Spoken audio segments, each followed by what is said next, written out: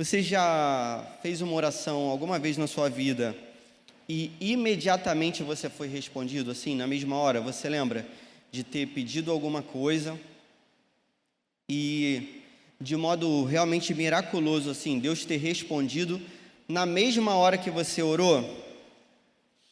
Alguém consegue se lembrar de alguma situação assim? Essa semana, eu pensando sobre essas situações, eu me lembrei que há pouco tempo eu fiz uma oração lá na minha casa e Deus respondeu assim de imediato mesmo.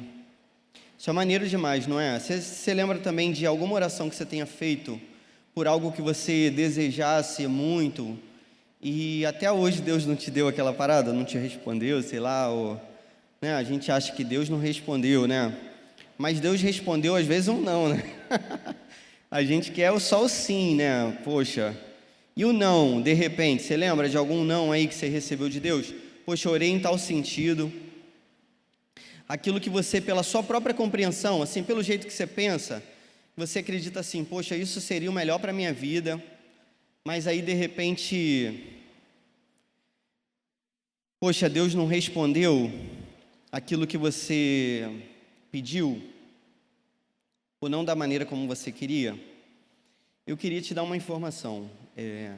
Talvez, cara, eu não sei da situação de cada um que está aqui, especificamente, mas talvez Deus tenha respondido a oração mais importante de todas que você possa fazer na sua vida, que é a oração de quando a gente recebe a Jesus na nossa vida e a gente se arrepende. E a gente, quando se arrepende, a gente pede perdão por aquilo que a gente fez de errado. Cara, se Deus respondeu essa oração, né, se Ele realmente nos perdoou do nosso pecado, poxa, certamente essa é a oração mais importante que Ele deveria responder. Eu não trocaria a resposta dessa oração por nenhuma outra, ainda que muitas outras orações fossem importantes, inclusive, poxa, no momento que você está doente, que você está sentindo dor, no momento que você está enfermo, você faça orações que você pense assim, poxa, é mais do que correto que Deus me ajude naquele sentido ali. Eu tenho certeza absoluta que se Ele respondesse essas, e não essa oração especificamente, que é essa que a gente pede perdão quando a gente se entrega a Ele, poxa, todas as outras não teriam valor nenhum. Você consegue entender isso? Na moral, consegue entender? Que, poxa, se você pediu perdão e Deus te perdoou, cara, não tem oração mais importante do que essa pra gente. A gente vai ver um texto aqui, em que um homem se aproxima de Jesus e faz um pedido. Eu estou comparando esse pedido com uma oração, porque é ele falando com Jesus, beleza? É o que a gente faz. E aí a gente vai ver como que Jesus vai responder essa parada na vida desse cara. Pode ser? Tá preparado aí? Para a gente finalizar esse capítulo 1? Então, capítulo 1 do Evangelho de Marcos, verso 40, diz assim: Um leproso aproximou-se dele e suplicou-lhe de joelhos: Se quiseres, podes purificar-me. Por enquanto a gente vai ficar nesse versículo, pode ser? A gente vai lendo versículo por versículo. Olha só, um leproso se aproxima de Jesus. Isso pode passar despercebido nesse texto, mas na verdade, nesse tempo, um leproso não podia se aproximar de ninguém. Existia uma lei, beleza, que esse povo seguia, e dentro dessa lei, um cara que tinha uma doença, que era chamada lepra na época, e você vai ver uma nota de rodapé que vai dizer que várias doenças de pele eram chamadas de lepra na época. Então, assim, alguém que tivesse essa doença e era chamado de leproso, essa pessoa não mais poderia viver no meio de uma comunidade.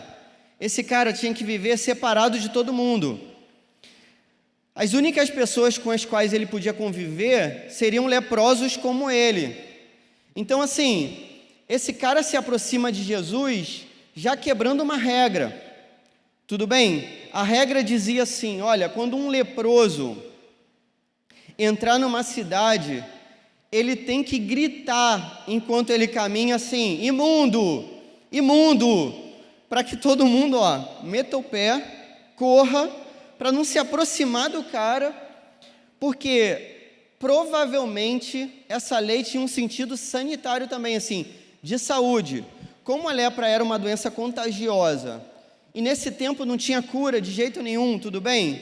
Para você ver assim, a lepra foi uma doença tão terrível que recentemente deram um novo nome para ela, para um tipo específico no meio dessas possibilidades, é chamada de hanseníase, tudo bem? Porque o nome lepra é um nome terrível, porque no mundo antigo ele está marcado por essa questão de que quem fosse leproso não podia mais conviver com ninguém, tinha que viver separado de todo mundo. Então esse cara, ele entra, se aproxima de Jesus, um leproso aproximou-se de Jesus, aproximou-se dele e suplicou-lhe de joelhos. Então ele não cumpre a regra, ele não entra na cidade falando imundo, imundo, para o pessoal sair correndo, tudo bem?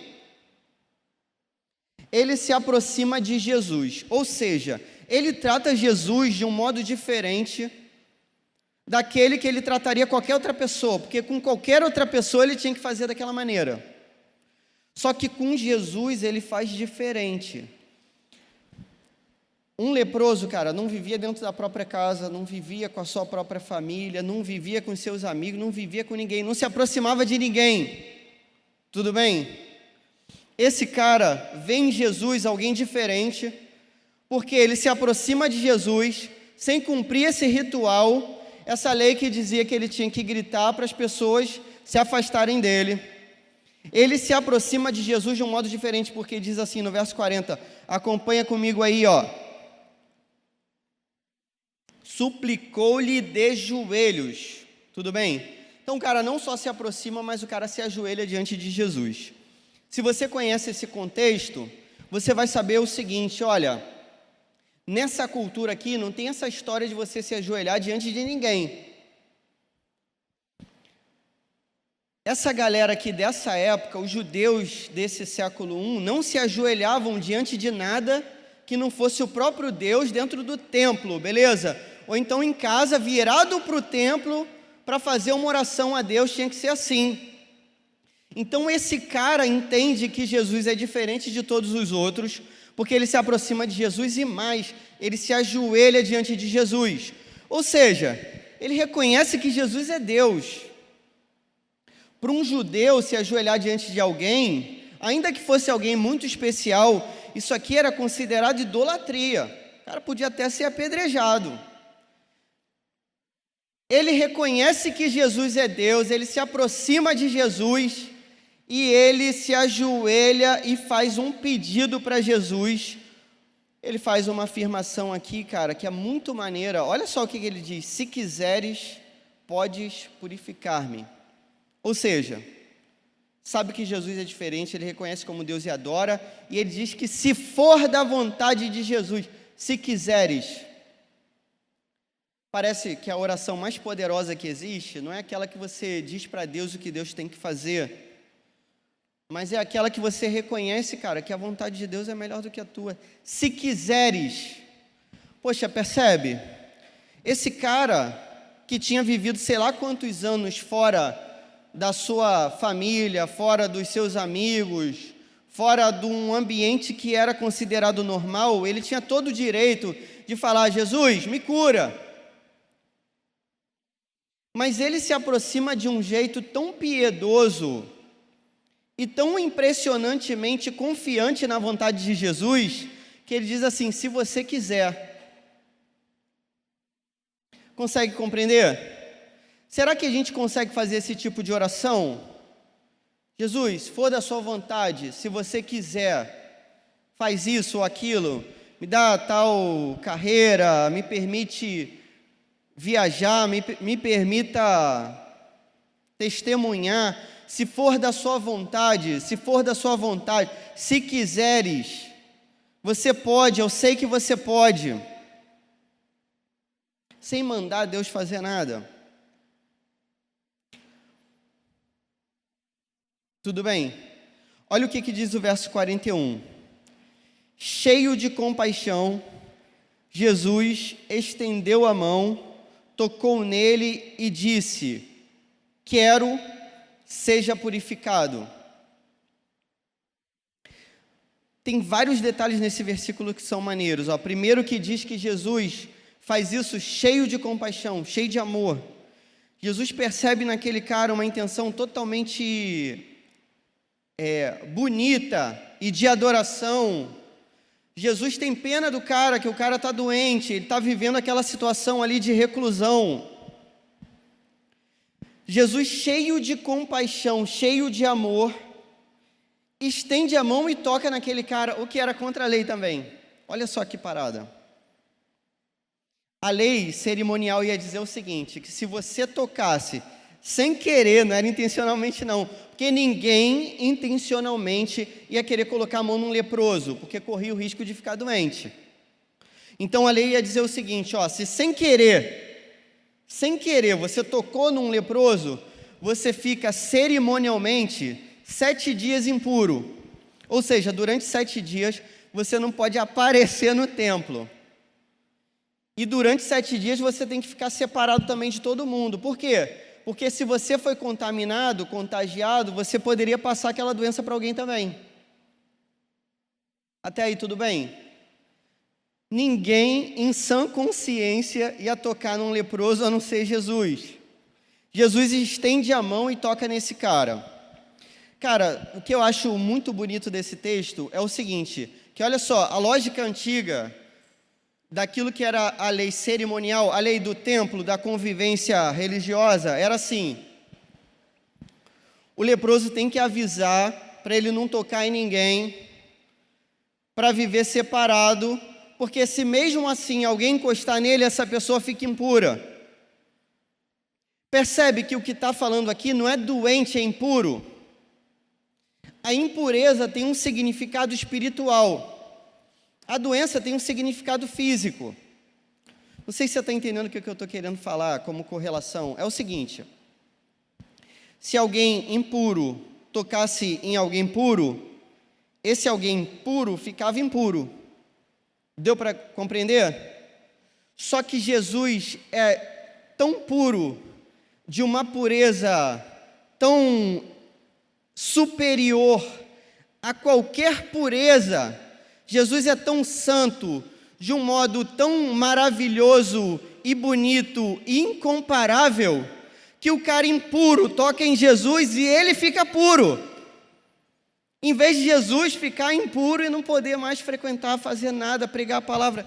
Cara, consegue entender? Essa é a beleza do Evangelho. Jesus toca num cara, descumprindo em parte uma lei cerimonial, e fala para esse cara assim, eu quero, seja purificado. No verso 42 diz assim: imediatamente, no mesmo instante, tudo bem? Jesus pronuncia na mesma hora, no mesmo momento, no mesmo segundo, fração de segundo, imediatamente a lepra o deixou e ele foi purificado. Pô, cara, maneiro demais, não é? Jesus responde a oração desse cara, imediatamente ele fica purificado. Tem algumas histórias do Antigo Testamento que mostram pessoas que foram purificadas da lepra. Você lembra de Miriam?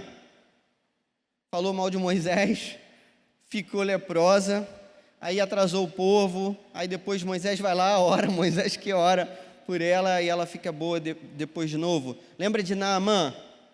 Naamã era um cara de outro país. Você está lendo a Bíblia, não está? Naamã era um cara de outro país, beleza? Aí tinha uma mulher que era judia lá, que era empregada dele, ele ficou leproso. Aí essa mulher falou para ele: olha, se você vivesse na minha terra, tem um cara lá que é um cara de Deus, ele pode orar por você. E ele vai procurando Eliseu, chega lá, encontra Eliseu, Eliseu fala: você tem que mergulhar 7 vezes no Rio Jordão, aí você vai ficar curado. Primeiro ele diz assim: pô, saí da minha terra para mergulhar 7 vezes no rio, que história é essa? Depois alguém fala: cara, o que custa? Só mergulhar 7 vezes, vai lá. Naamã mergulha 7 vezes, a Bíblia vai dizer que a pele dele fica como se fosse a pele de um bebê. Você já viu a pele de um bebê, como é que é? Cara, é totalmente diferente a pele de um bebê da pele de qualquer pessoa. Eu sei que você pode ser novinho, de repente você tem aí 14 anos, não sei, ou menos, mas não é igual a pele de um bebê. Eu tenho a minha filhinha lá, cara, Esté, eu vou te mostrar a pele dela como é que é. É um negócio impressionante, assim.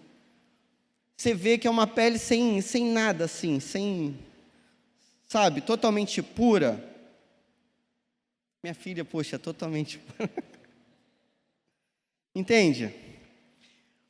Esse cara toca em Jesus, Jesus toca nele, ele se aproxima, se ajoelha, esse cara fica purificado.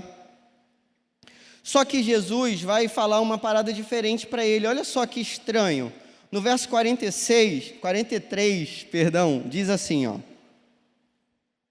Em seguida, Jesus o despediu com uma severa advertência. Parece que o significado desse despediu é praticamente assim, mandou o cara embora, tipo, vai logo, ó, agiliza a sua vida, e ele faz uma advertência severa. Olha só o que Jesus fala para o cara, e fala isso de modo severo. Então ele diz assim para o cara, verso 44, olhe, não conte isso a ninguém. Então, percebe? Jesus avisou, ó, não conta isso para ninguém. Parece comigo falando com meu filho. Mas vá mostrar-se ao sacerdote e ofereça pela sua purificação os sacrifícios que Moisés ordenou para que sirva de testemunho. Então o que Jesus faz? Dá duas ordens para esse cara. Pô, o cara acabou de ser curado por Jesus. Jesus pede para o cara, né? Eu acho que seria razoável assim, poxa, acabei de ser curado, Jesus me curou. Jesus falou alguma coisa para mim, eu vou obedecer. Parece que ele não presta atenção. Jesus fala assim, ó, não conta isso para ninguém. Às vezes eu falo para o meu filho, ó, a gente vai passear, eu preparo a mente do meu filho, olha, não pode na rua, o papai não quer que faça assim, assim. Não vou dizer o que meu filho faz, não. Papai não quer, tudo bem? Aí às vezes ele não está olhando para nada, eu boto ele olhando bem para a minha cara, porque tem essa coisa da psicologia, você vê, eu entendo de psicologia, você bota ele olhando bem para a sua cara, para ele entender, entendeu? Gravar, ó, não quero, papai não quer. Eu falo aquilo, serinho mesmo na hora, mas eu já estou sabendo que depois, cara, infelizmente ele não cumpre direitinho o que eu mandei não.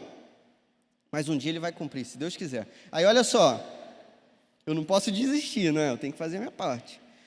Não fala isso para ninguém. E a segunda ordem que ele dá para o cara é assim, ó.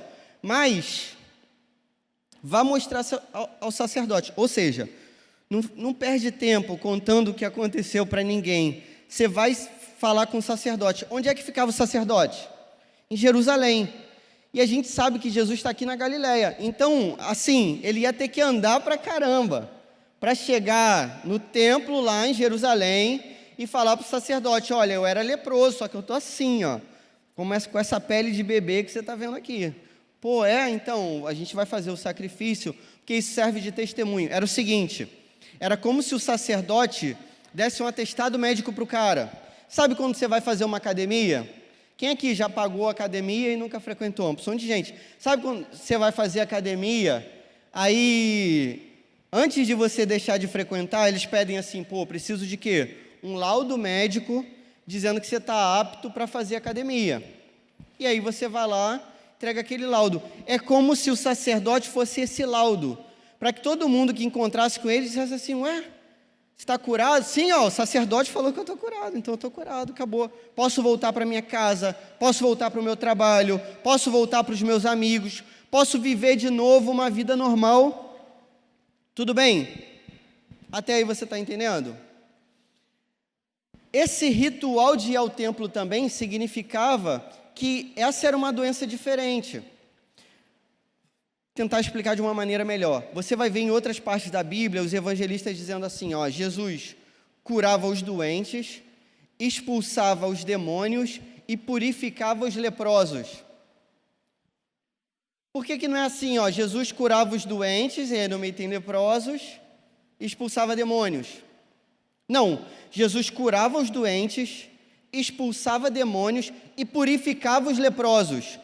Porque a lepra era considerada uma doença espiritual. Então essa que era a parada. Por isso que o cara nos diz assim para Jesus: Senhor, se você quiser, você pode me curar. Aí Jesus diz: sim, quero, seja curado. Não, se quiser, você pode me purificar. Por quê?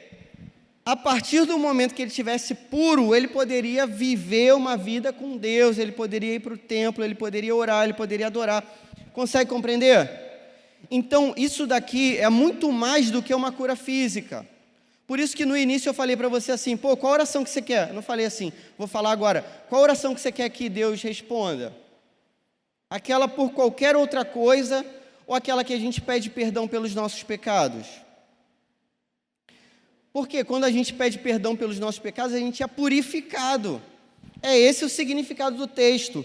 Não vai ser à toa que no capítulo seguinte, a gente vai ver só depois do carnaval, no capítulo seguinte o que vai acontecer? Jesus vai dizer que uma pessoa está perdoada, porque ela está purificada. Tudo bem? Aí Jesus diz isso para esse cara, diz assim, ó, não conta para ninguém, mas pega o laudo lá com o sacerdote e vai viver sua vida. Dentro da sua família, dentro da sociedade, de novo, dos seus amigos, sua vida está restituída. E aí o que o cara faz? Olha só, verso 45. Ele, porém, ou seja, já sei que vai fazer errado, saiu e começou a tornar público o fato, espalhando a notícia. Eu sei que dá para entender, né? A gente não entende o que esse cara fez. É muito difícil. Chego para o meu filho, eu sei que a comparação é esdrúxula, mas eu falo assim: meu filho, tem aqueles bonecos no shopping agora que você monta em cima do boneco e anda igual a motoca, não tem? Motoca, você sabe o que é? Um cachorro, às vezes é um cachorro, às vezes é um dinossauro. Eu sei que aquilo ali é quase irresistível, mas o papai não vai deixar você andar naquilo, papai não tem dinheiro, papai não vai, beleza? Só que aí, cara, na hora que ele passa na frente do negócio e dá uma vontade, e ele começa a querer aquilo de um jeito, aí eu tento lembrar: papai não falou, papai, a gente não conversou, meu filho, em casa. Jesus falou: não conta. O cara saiu dali, poxa, ele está extasiado, Jesus curou ele está limpo, purificado. E ele vai contar para todo mundo, ele espalha a notícia. Só que aí, por que Jesus fala para ele não espalhar a notícia? A resposta vem no final, olha só. Por isso, depois que esse cara, espalhou a notícia, Jesus não podia mais entrar publicamente em nenhuma cidade. Então, assim, o cara não só espalhou, mas espalhou em várias cidades, entendeu? O cara foi espalhando, tem um cara que cura, tem um cara que era leproso, entendeu? Era impuro, e um cara me purificou. E aí todo mundo quer saber desse cara, mas não necessariamente porque o cara é o Filho de Deus, não necessariamente porque o cara ensina a palavra de Deus, não necessariamente porque, como no início do capítulo, a gente viu que Jesus falava do reino de Deus e do arrependimento. O pessoal não queria seguir a Jesus para se arrepender, eles estavam buscando um milagreiro, um cara que fazia milagres, um cara que multiplicava os pães. Lembra uma vez que Jesus repreende o povo e fala assim: vocês estão me seguindo? Que eu multipliquei os pães, porque eu matei a fome de vocês. Ou seja, é por interesse. Só que Jesus não queria isso. Jesus queria que as pessoas se aproximassem dele, porque ele era o Filho de Deus. Não era para receber uma bênção, entende? Se você está aqui para receber uma bênção, cara, você está na posição totalmente errada.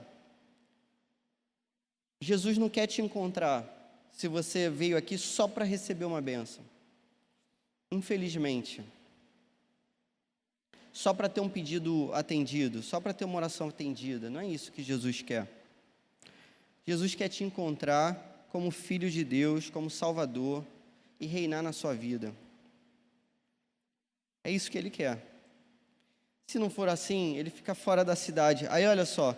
Por isso Jesus não podia mais entrar publicamente em nenhuma cidade, então ficava do lado de fora, em lugares solitários.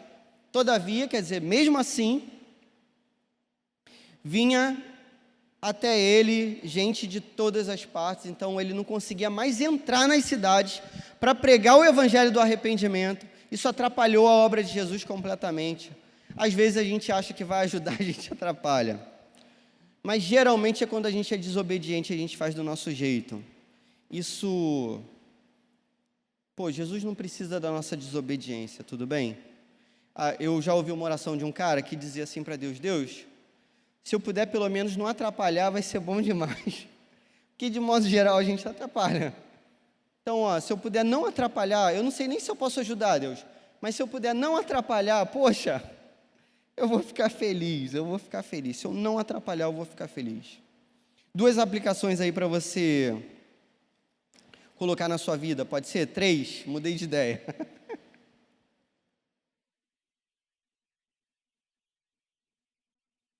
Primeira aplicação: não desperdice seu sofrimento. Olha só, aplicação misteriosa, né? Não desperdice seu sofrimento.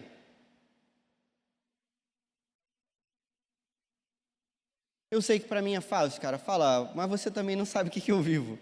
Mas assim, quando a gente tem algum sofrimento, cara, usa isso para se aproximar de Jesus, igual esse cara fez. Usa isso para se prostrar diante de Jesus.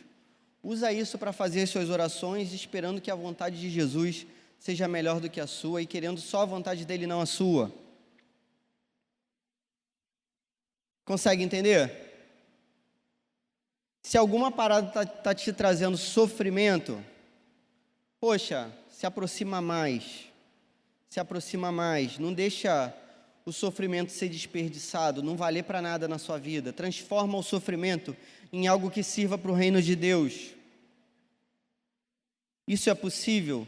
Cara, é muito possível. Toda hora isso acontece. Toda hora. Se a gente não tiver sofrimento nenhum, geralmente a gente começa a se afastar. Então Deus permite, tudo bem, que a aflição apareça na nossa vida. Lloyd Jones disse isso, né? As aflições, eu já falei essa frase, me perdoa, mas você não gravou. As aflições são bênçãos disfarçadas. As aflições são bênçãos disfarçadas. Amém? Segunda parada aí para você colocar na sua vida.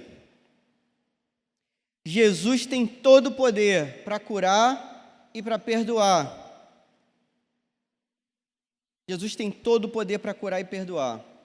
É por isso então eu não vou pedir para eu ser curado? Não é isso que eu estou falando não. Beleza? Eu sofro de algumas enfermidades e quase todo dia eu oro para ser curado. Tudo bem? Não estou falando isso para você. Falando que Jesus tem todo o poder para curar e perdoar. Mas eu sei que o perdão é muito maior, né? Porque o perdão é a cura eterna. Sei que um dia essa doença não vai mais existir. Essa que eu carrego hoje e você carrega hoje. Perdão é eterno. Cara, com certeza isso é mais importante. Terceira e última lição. Ainda que com boas intenções, a desobediência é sempre um prejuízo. Ainda que com boas intenções, a desobediência é sempre um prejuízo. Quer uma aplicação prática? Tem um menino na minha escola. Você é uma menina, beleza? Tem um menino na minha escola. Ele é tão bonzinho, ele é tão bonito, parece o Justin Bieber, não sei. Só conheço o Justin Bieber, já reparou, né? Que todo exemplo meu também é Justin Bieber. Poxa, ele parece o Justin Bieber no início da carreira, ainda com aquele cabelinho assim. Que bonito que ele é. E ele é todo educado, ele é tão legal. Quando eu falo de Jesus, ele se interessa, mas ele não é crente. Beleza? Poxa, acho que eu vou namorar esse menino, porque aí assim ele vai ter a chance, aquele namoro evangelístico. Aí que ele vai ter a chance de se converter, porque eu vou trazer ele aqui para a igreja, ele já ouve, entendeu? Eu falo para ele, já ouve. Ele não tem resistência ao evangelho. Está faltando um empurrãozinho ou um beijinho, né? Para ele se converter. Já viu alguém se convertendo com um beijo? A gente já viu alguém trair Jesus com um beijo, não já? Né? Então, beleza. Essa parte você não riu, você ficou bolado. Aí, olha só. Pô, eu vou namorar esse garotinho então, mas eu sei, ó, que a Bíblia diz que isso, pô, não vai ser maneiro, não. Ah, mas rapidinho ele vai se converter e vai dar tudo certo. Cara, ainda que com boas intenções, desobediência é prejuízo, infelizmente, cara, infelizmente. Então não tem essa onda, não. Tudo certo? Pô, ó, tô no grupo lá dos meus amigos. Eu sou crente, ninguém é crente. É aí que você tem que estar. Tudo bem? No meio dos não crentes. Se você andar só com crente, a parada também está esquisita pro seu lado. Aí, pô, eles estão querendo uma parada aqui, eu sei que esse negócio não é legal. Eu vou ceder só um pouquinho, só para eu não ser aquele crente enjoado, que ninguém vai querer, pô, andar junto. Porque eu estou evangelizando os caras, então eu vou ceder só um pouco. Cara, quem converte é Deus. Deus não está pedindo isso de você, não. Entendeu? Se você acha que é você que converte, aí que esses caras não vão se converter mesmo, pô. É o Espírito Santo que toca no coração, cara. Tem historinha com o Evangelho. A gente não negocia nada no Evangelho. Tem aquele filme que o Capitão América vai dizer lá, ó, nós não negociamos vidas. Pô, Capitão América é crente, meu camarada. Com a gente é assim também, a gente não negocia. Isso é o Evangelho, cara, é isso que traz vida para o ser humano, então não tem, ceder em nada que seja contra aquilo que Jesus acabou de falar para mim, eu sei que está na palavra, então não tem historinha. Todo mundo conseguiu compreender? Graças a Deus a gente chegou ao final do capítulo 1, espero que Deus esteja abençoando a vida de cada um, a minha tem abençoado muito mesmo, tenho aprendido muito com o Evangelho, com as pregações dos irmãos que têm vindo aqui. Se Deus quiser, Ele vai aplicar essa palavra ao seu coração também. Vamos orar? Senhor, obrigado pela Tua palavra, Pai, que a gente possa confiar na Tua vontade, que a gente possa compreender que o perdão é maior do que qualquer cura física. Ainda que seja muito duro, Pai, aquilo que a gente tem vivido nessa vida, a gente sabe que seria muito mais duro se o Senhor não estivesse na nossa vida. Em nome de Jesus, Pai, a gente não quer ceder em nada, a gente quer viver de acordo com a Tua palavra, porque a gente sabe, Pai, que naquilo que a gente vai contra o Teu conselho, a gente só se dá mal, e a gente prejudica o Seu Evangelho, a gente não quer isso, Deus. Por favor, permita que a gente tenha uma vida coerente diante do Teu Evangelho, e que esse capítulo, Pai, 1 de Marcos ecoe no nosso coração, de modo que a gente tenha esse capítulo gravado na nossa mente, um dia a gente possa apresentar esse capítulo para alguém que não te conhece. É o que a gente te pede em nome de Jesus, amém.